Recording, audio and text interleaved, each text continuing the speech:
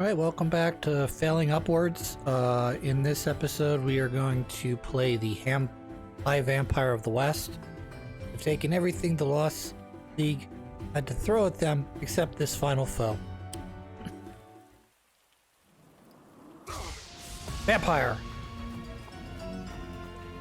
Marcia, stay back! Grr.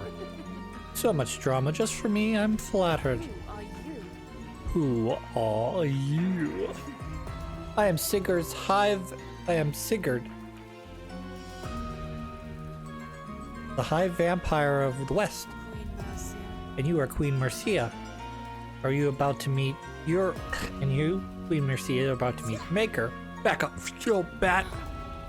No, I've heard of her. She's dangerous. Queen's right. We must leave now. Have you not tired of running? Must I pursue you to the ends of the earth? Why limit yourself? Why not drop off the face of the planet? Haru, it's okay, Mercia. I've got this. You and Emmerich get safely while I hold off this bloodsucker off. Thank you, Naru. So we're gonna play as you. And you, apparently. Marcia, make for the East Road. I'll keep the way clear. Okay, I'm coming. Escape Sigurd's army and deliver Mercia. Alright, so what we're gonna do here is we're gonna use our magical powers of capturing to capture. Okay. And these guys, I think, are gonna come over here somewhere. Can you attack flying units? I don't think you can. Okay. Here.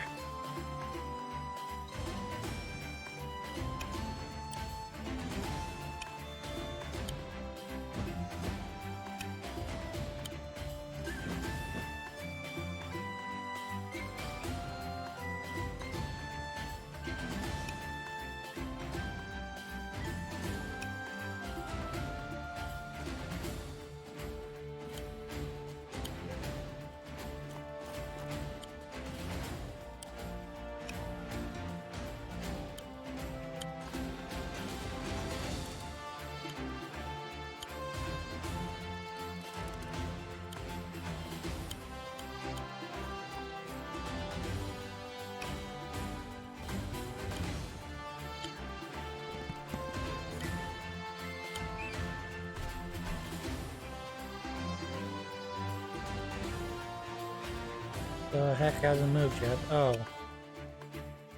Super. Left one. I'm not. Do I have? Here's 1, 2, 3 guys. I don't know. Nope, not going to do it. We're going to end our turn here. Come on. Oh, okay. Move like a little wiener. That's not gonna help you.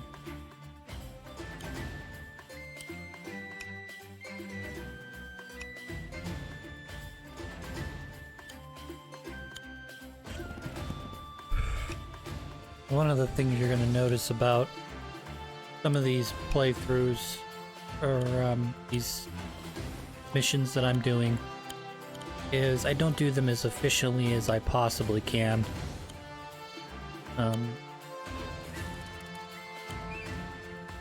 Particularly when I get Marcia closer to the top here, I should have sent a wagon to come get her, but it didn't cross my mind when I was doing this. So because of that, this took a little longer than it should have, and I believe I got a bad report card on this level. So that's fine.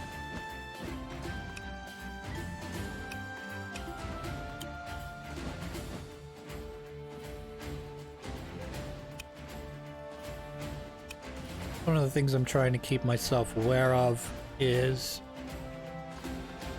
the units that are gonna pop in. I don't know what they're gonna be, so we're just gonna sort of guess.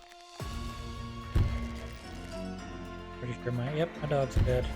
Okay. I mean, it's definitely one of the things I hate the most about this game.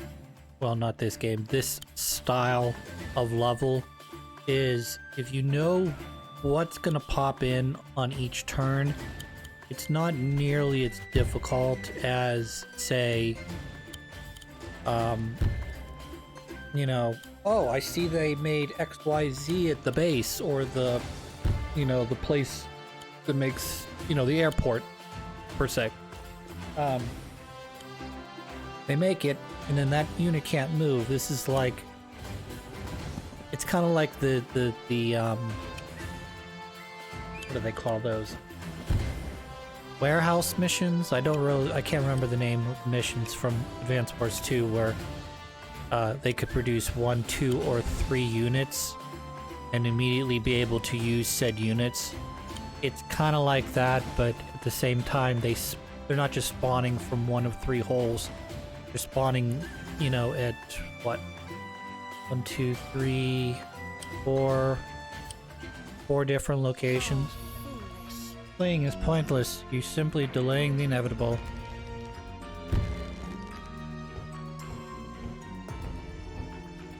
And then when you start getting, well, it's not even at the end. I was gonna say, when you get towards the end of this, what ends up happening is the boss spawns in. The boss probably can't defeat, you know, just because of the way it's scripted. Or he or she is too powerful, whatever.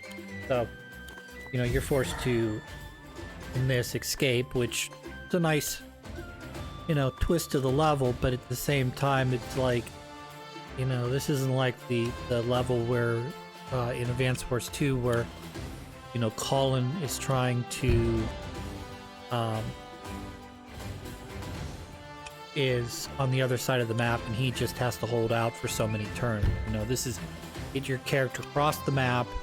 We're not going to really give you some of your more powerful air units. Like there's a there's a blimp in this game that allows you to transport land units across the sky.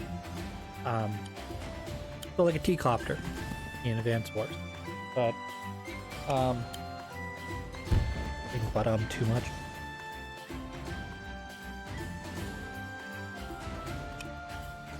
We are limited in terms of what units we can bring in, yet the enemies are not. So, you know, earlier we saw where they're producing golem unit they haven't even quote unquote introduced to us to yet, but our enemy is able to build those. In this one, there's gonna be a dragon. They're not gonna introduce a dragon for at least another turn, or at least another level or 2.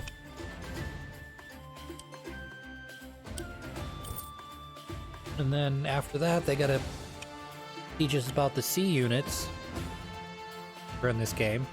And then once you have all of those units completely tutorialized, then, you know, here comes the handcuffs come off, and it's just like, okay, you can do whatever you want, but at the same time, we're gonna throw everything at, well, we're not gonna throw everything at you, because at a certain point, the game just becomes uncompletable if you're throwing everything at you. But, you know, we're gonna throw a lot of stuff at you all at once, and you see how you work with those. Or, you know, we're gonna give the enemy a lot of bases and, you know, pre-deploy units, and you're gonna start with nothing.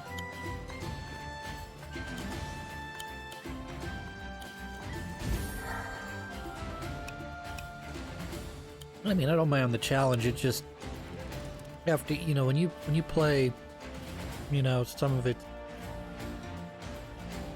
predecessors, spiritual predecessors like Advance Wars and Fire Emblem, you know, you get into like turn 20, you're either like last level, or you've taken too long to complete your mission. Like, you know, the last mission in Advance Wars 2. You know, you have a maximum of 30 turns, you know, and I'm already on, right here, I'm already on turn 5. So, game's much slower than those games are. It's a little frustrating in that regard, but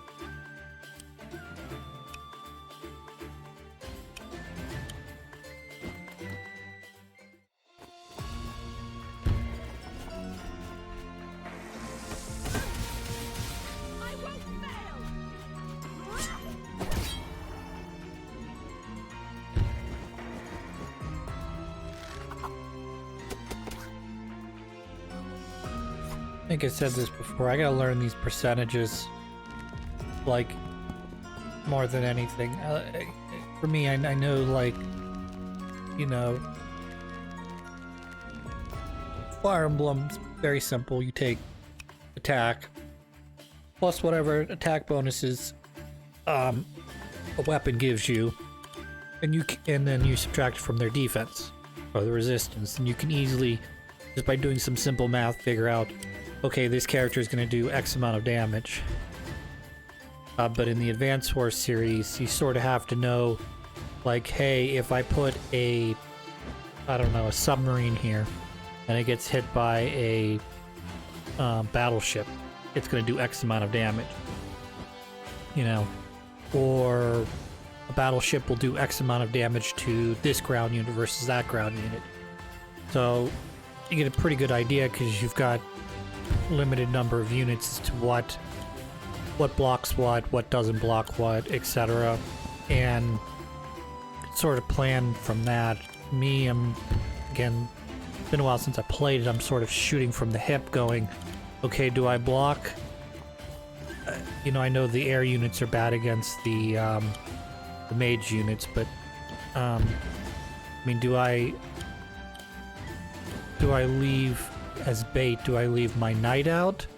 Should I use? I mean, obviously your commander's, you know, overpowered, so you can use your commander for blocking everything, at least until they get low on health. But like, do you use one of these flying enemies, Luftwings, to block with? Do you use, you know, a spearman to block with? And how does that change depending on what unit you're coming up against? You know, like, you know, it's not as simple as, well, you have a medium tank, and the medium tank can take damage from everything, you know, in equal proportion. You know, it's more like this beats that and that beats this. So it kind of has that feeling like, you know, if you take a mech unit and you go to blow up a tank, it's going to be less effective than if it's going up against a medium tank, you know, because this enemy is designed to counter this enemy, you know. And until you get to, like, your top tier enemies in this game, like the golem and the dragon, do you actually see, like, yeah, nothing really trumps this, you know, other than, you know, a troop, you know, a trebuchet. The only thing that counters it. So, and then obviously trebuchet is very bad against everything else. It's sort of like a rocket, so you want to keep it away from anything that's not a, you know, from damage. Super is an extremely fast air enemy. Blah blah blah. So I created whatever you want to call it, Spooper. Kind of reminds me of a witch, which is essentially your fighter jet, meant to counter all the air units. But in this game, it also gives you the ability to spend a little bit of money, and you could do an area effect hex that'll reduce everybody by 10%. So that would be one, in terms of their damage pips, it would be one damage pip. But you can do a whole area, so if you get a whole group of guys grouped up, you could do 1, 2, 3, 4, 5, 6, 7, 8, 9, 10, 11, 12, 13, I think, in total.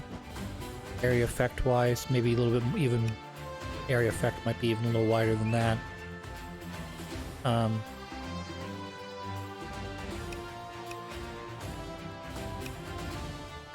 then these guys have, you know, things that allow them to do, you know, critical damage, like two spearmen standing next to each other does critical damage.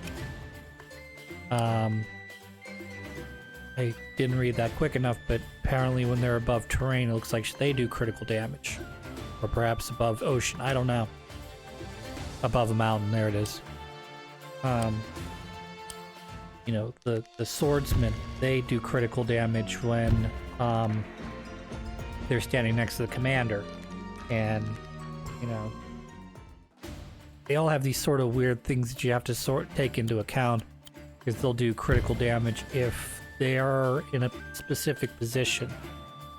And I mentioned it in the earlier playthrough, the mages are any terrain, you know, will give them any I think it's any bonus terrain. I don't think you get anything from being in the rivers, but any bonus terrain like mountains or forest or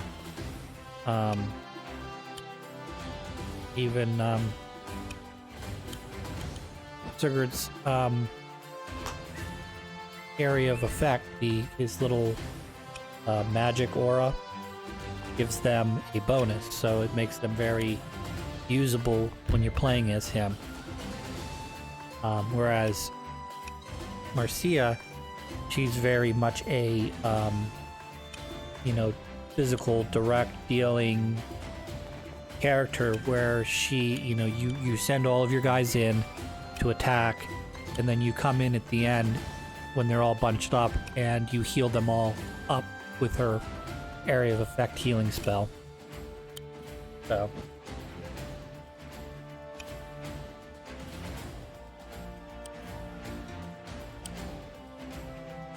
one thing I definitely don't like about this game, in comparison, or I think it would just make it way better, is if they gave you the ability to do what they do in Advanced Wars, where if you have 2 units of the exact same type, like 2 swordsmen or whatever, you can combine them together, you know, to fill up your health. Yeah, we want to get rid of that one. That's the plan. And then I guess we'll use you to lure the other one in. Did I miscalculate that? I think I miscalculated that. I don't think the other one could have reached either way. Well, actually, she's standing right next to the other one, so yeah, she could have reached Chris.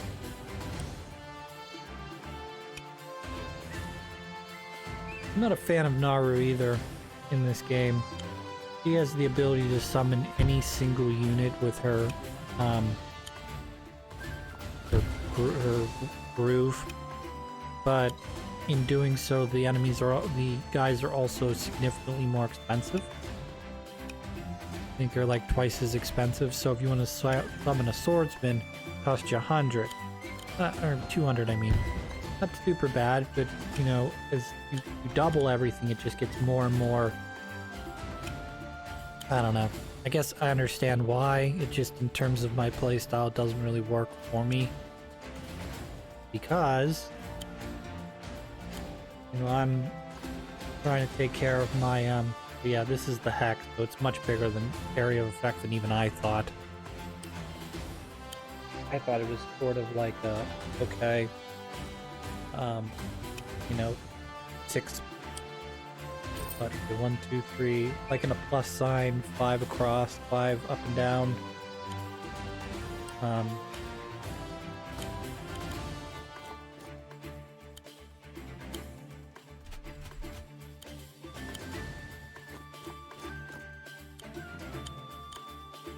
If I had timed this right, we would be at the point where the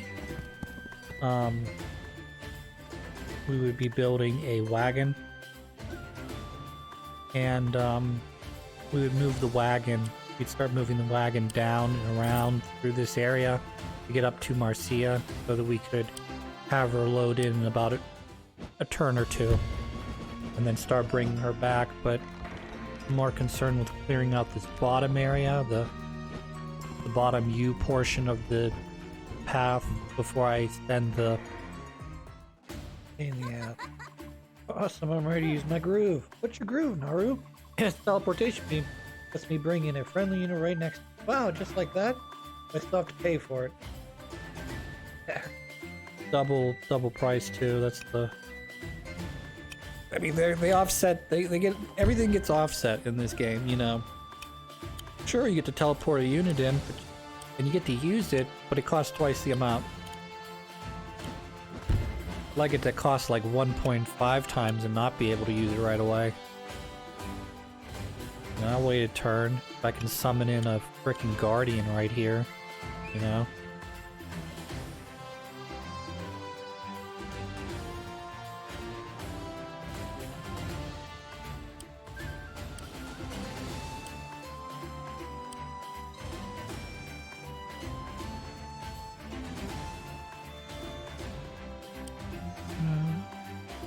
Yeah, it's about, yeah, it's twice as much, so. Or maybe not as, let me see, yeah. Stabber, about what, 250, yeah. So yeah, it's twice as expensive. Yeah, everything's twice as expensive. So, this is me going, well, I kind of want to use my commander to deal big damage against this,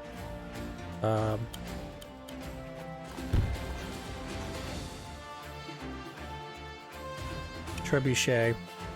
But at the same time, I want to kind of use her groove ability so I can build it back up again. So, like, the best thing I could do here, if I had the money, would be to create a green guard, and then send the green guard immediately to kill the trebuchet. But I don't have that money. I only have, you know, 900. So I gotta settle for, you know, a mutt. And have him come down, and he'll do less damage than if I had just let my people go.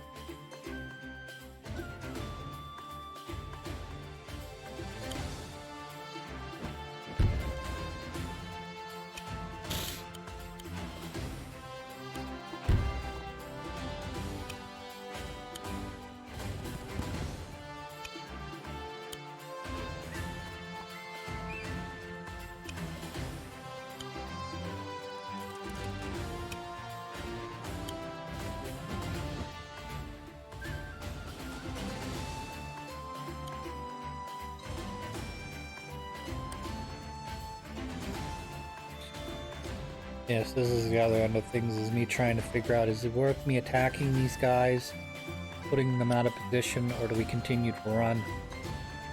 If we continue to run, they'll just continue to pile up enemies here. If I don't... but if I don't run away, then I'm just gonna be, you know, pinned to that area trying to wait for more guys to come.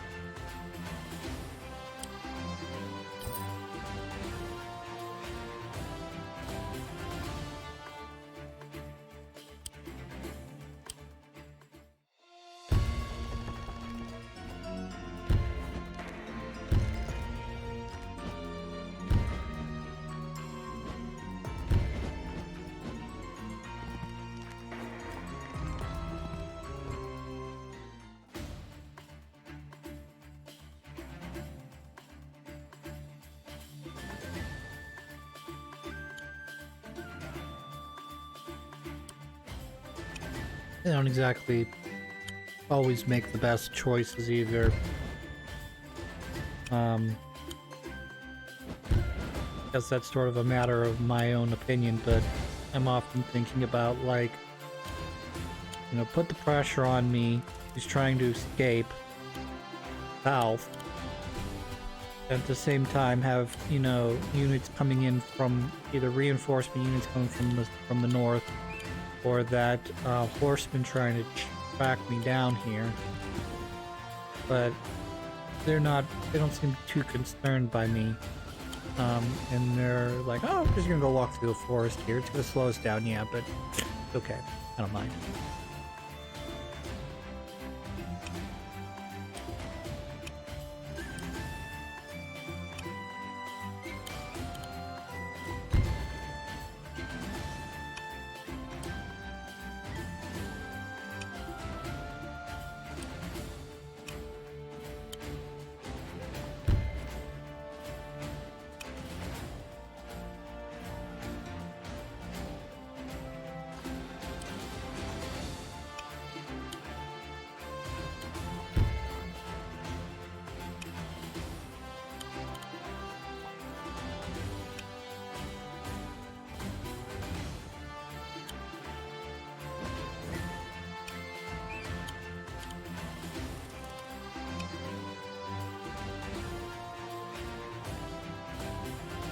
I guess another thing that's kind of frustrating about these level types is, you know, you're forced to play by the economic rules of, you know, you have so many properties that produce so much cash, gold, and then you use those to buy a unit, okay?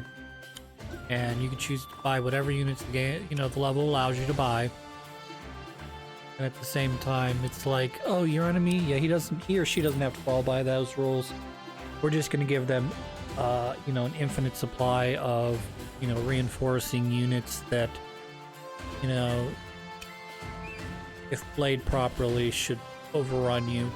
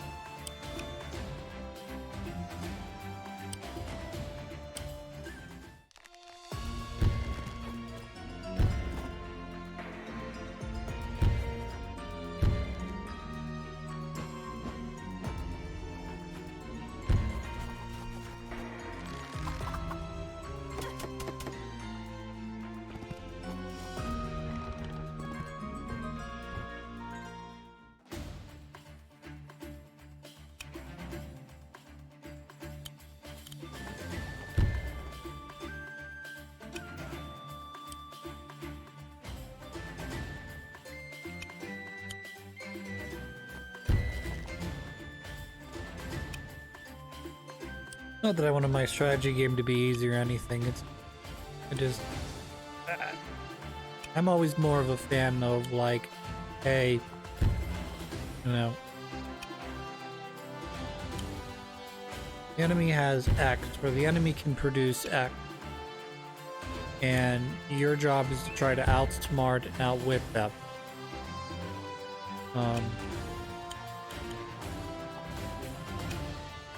To create a situation where, you know, through your tactical prowess and a little bit of luck, you're able to beat them. Versus, well, you know, we've got 1,000,000 enemies that we can throw at you. That's what we're gonna do.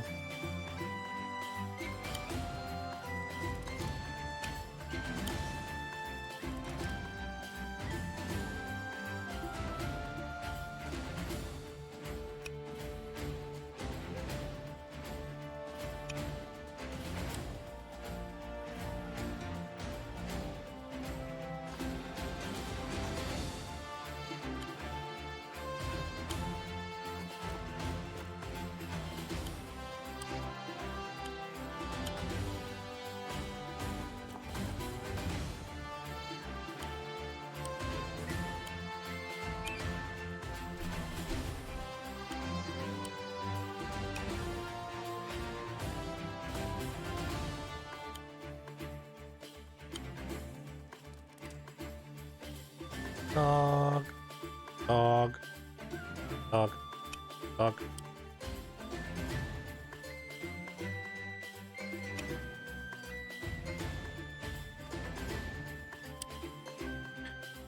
If I was playing better, like I said before, the wagon would already be to Marcia and we would already be on our way back to the checkpoint to end the level, but didn't think about that at the time. Now that Marcia is getting close to the bridge, I'm thinking about, oh, I mean, probably should just, you know, flip her through the front lines and get her to the end so we just win.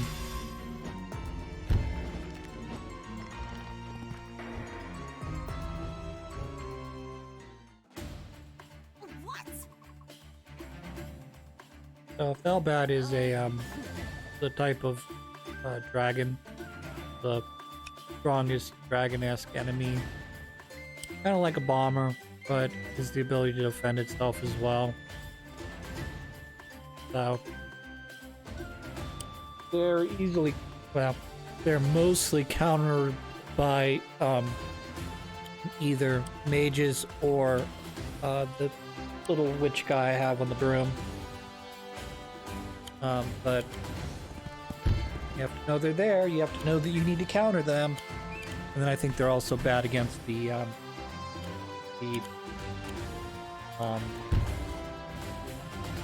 Why do I always get the name of these things? The giant arrow thing shoots. List.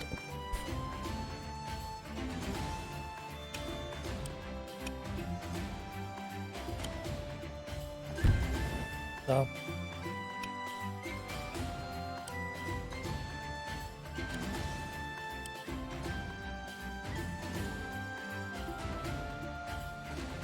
Mage. Cavalry soldier.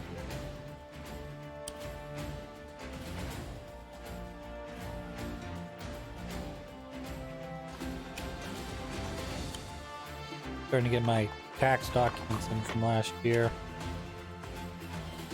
It's always a weird surprise when I get my tax documents in. I'm like, what the fuck is this? I'm like, oh yeah, it's January. I get documents for this. I get documents for, hey, you had insurance all year. You get documents for, hey, you worked here and you took this much in taxes. And then, you know, well, at least where I'm at, my local government sends me a tax form to fill out. And, you know, you can do the state government level online. I don't know.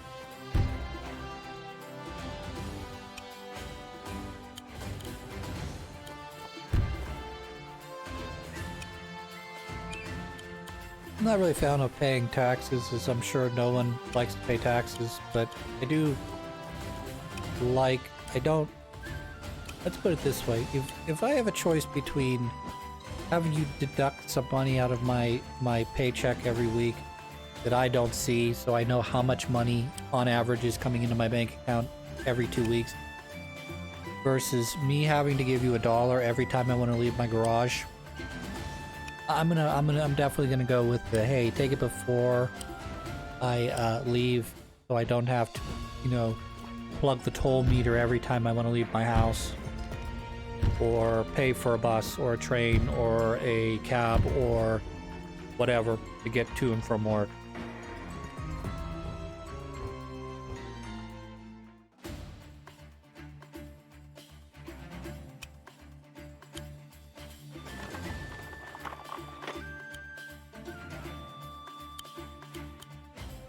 So like right here would be a great, getting back on track, right here would be a great example of what I would like to do,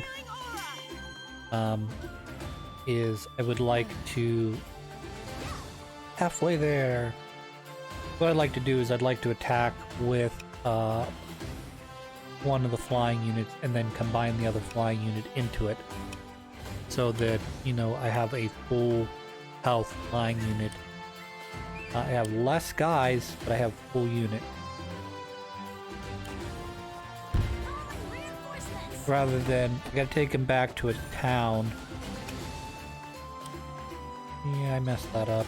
Oh well.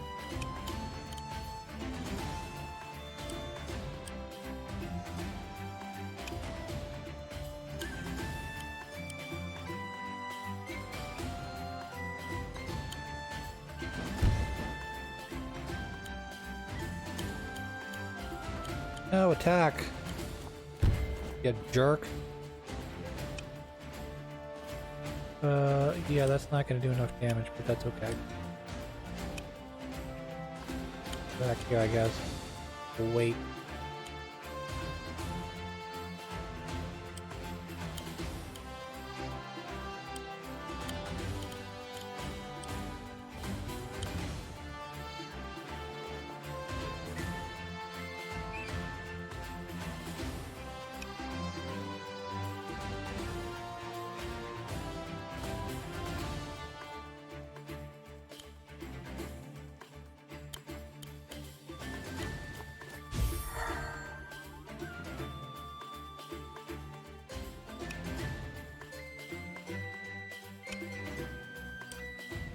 Keep checking on the stupid dragon thing because it's such a hassle to deal with.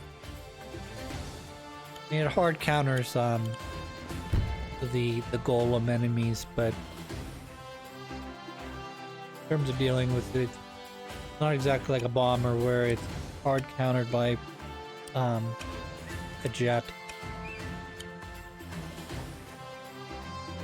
Better jet.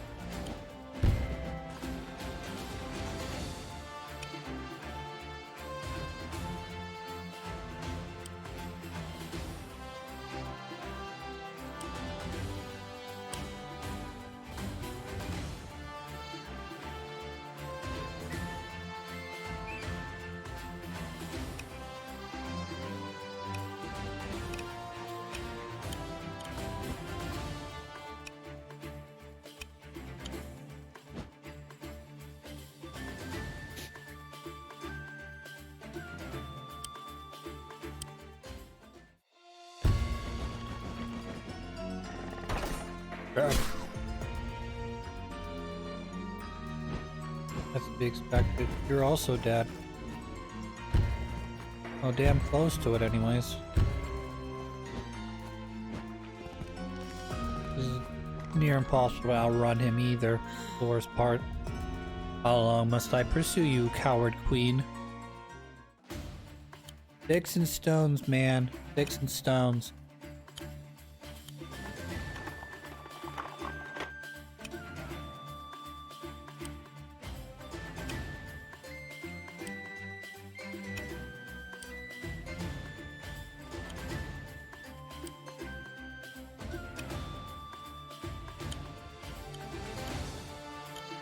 One of the big things in war is you don't want to get impatient.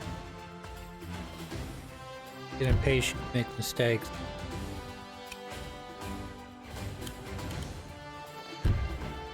What you need to do is have a calm, collected plan of attack and, you know, either trick an enemy, the superior force, into a trap, or engage the enemy on familiar or favorable terrain. Or you end up with your head on a pike. It's typically how that goes.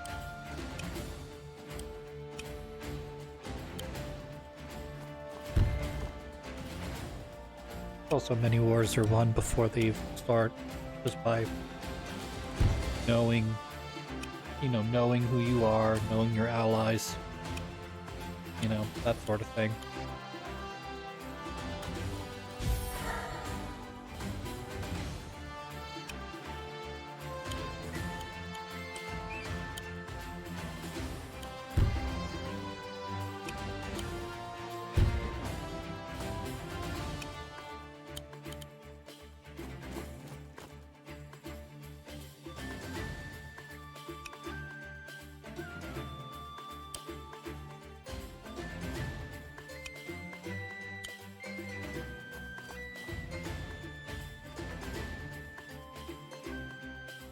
Doggo.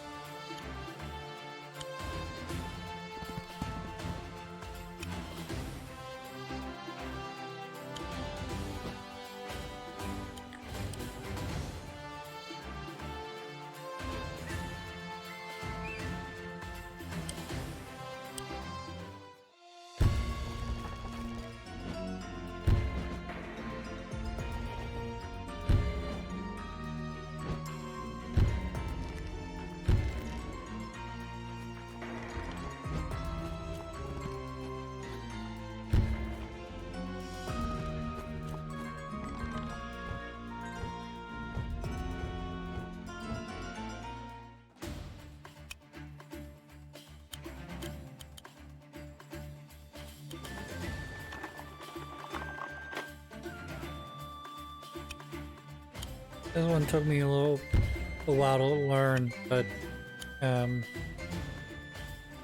more important to just focus on your primary mission than to try to play this like a Fire Emblem or a Advanced Wars game where you're pushing towards the enemy capital and you're making sure that you have a lot of force because you're going to need that for the final push.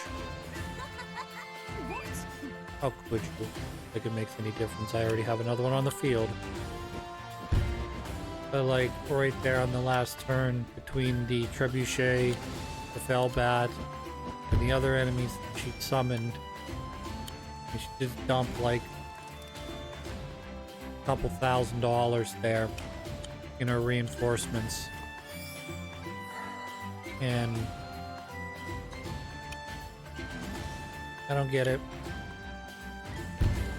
I mean, you're just able to dump thousands of dollars in reinforcement free, and the next turn you're gonna dump thousands more in reinforcements. That's supposed to be like, oh yeah, that's fair.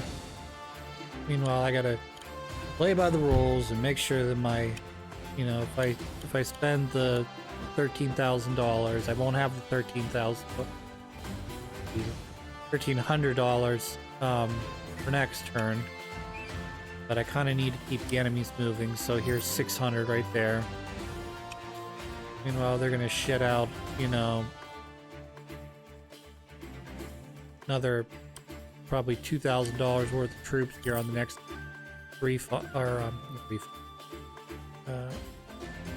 reinforcement turn.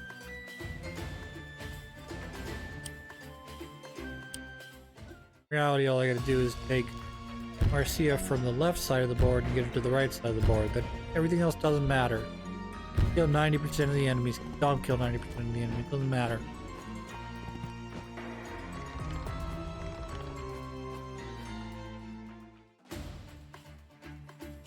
So we're one more turn away after this one.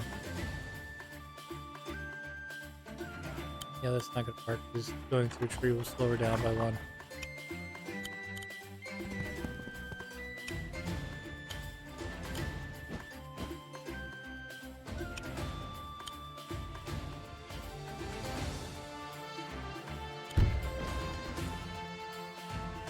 I hate so bad. They are so stupid and dumb.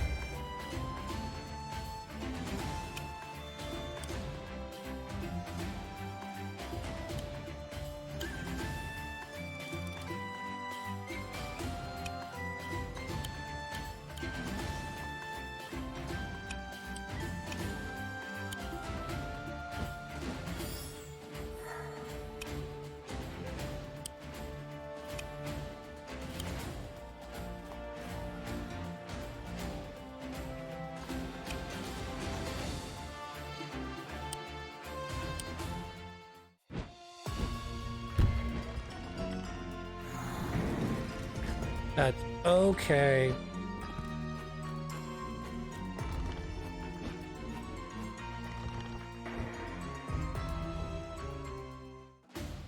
Gonna bring the...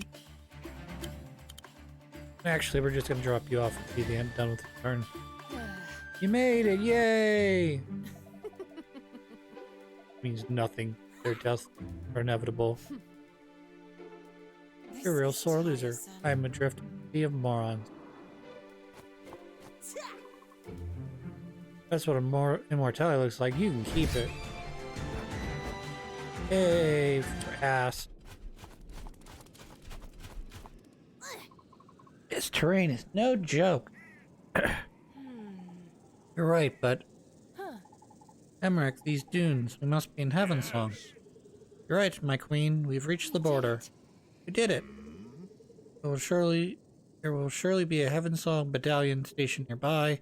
Border scouts positioned You stop marauders from the Lost League stealing into Havensong. That's great. We've got so many enemies. It would be really nice to meet someone who's actually pleased to see us.